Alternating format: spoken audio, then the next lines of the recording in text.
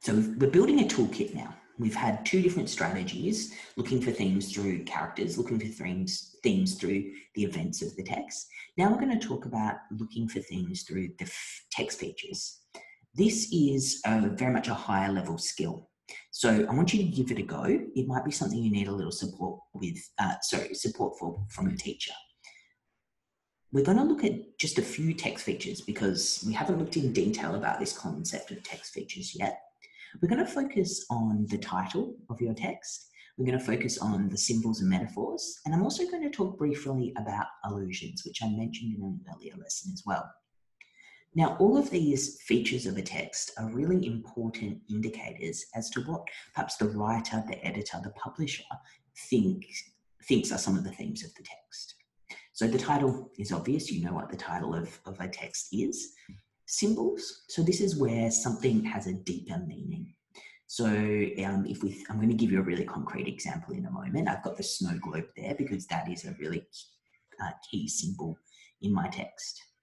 Often symbols and metaphors are quite closely related. They share a lot of features. The third text feature that might be a good clue here is the text feature of an allusion. An allusion, as I mentioned in an earlier lesson, is a reference to another text. So a great example of a television show that uses a lot of allusions is The Simpsons. If you've ever watched The Simpsons, you'll know they're forever mentioning Shakespeare plays, they're mentioning other television shows, they're mentioning movies. By doing this, the creators of The Simpsons are suggesting to us a thematic link between different texts. So there's an episode of The Simpsons where they use the Shakespeare play Hamlet. There are lots of Shakespeare plays that come up throughout The Simpsons. There are lots of themes of Hamlet around family, the relationship between different generations of the family.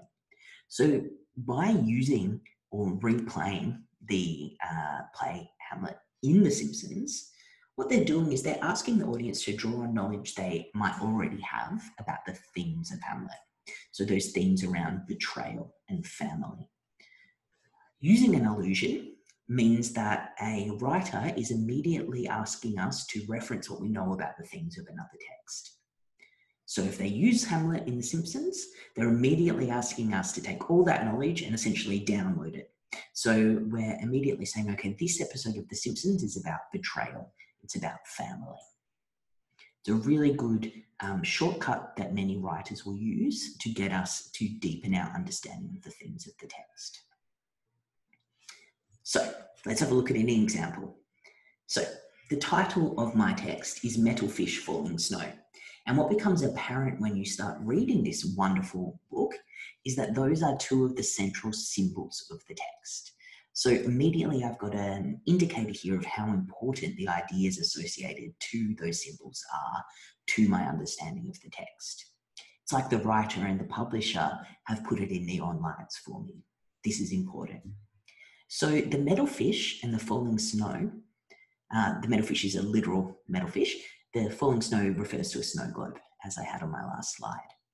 These are two keepsakes that Dylan has from her two parents, her estranged father, who she doesn't see anymore, but is one of the sort of mysteries of the text that unfolds, and her mother, who has recently passed away. So these are two physical items that Dylan carries with her throughout the text. They represent or symbolize her relationships with her two parents.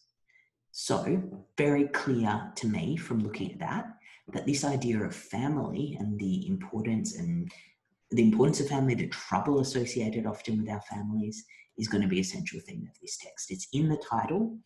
The title itself refers to two symbols in the text. There are a lot of indicators here from the text features that family is a theme of the text.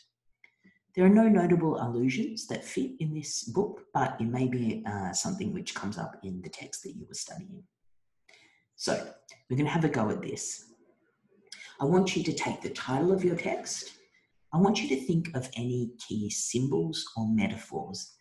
And what can be really useful here is for you to think about a symbol that recurs, so that comes up more than once in a text, and we call this a motif. The symbol or motif of the snow globe and the metal fish, they come up very often throughout the text, frequently. So if you have a symbol in your text that comes up more than once, a motif, this can be a really good place to start to think about the themes of the text. And lastly, if your text has any allusions, references to other text, it might be songs, plays, other novels, I want you to get that down as well. So go through this task, see if you can identify a third theme for your text. Okay, we're going to wrap up this lesson here. Using these 3 different strategies, I want you to make sure that you have at least 3 themes for your text.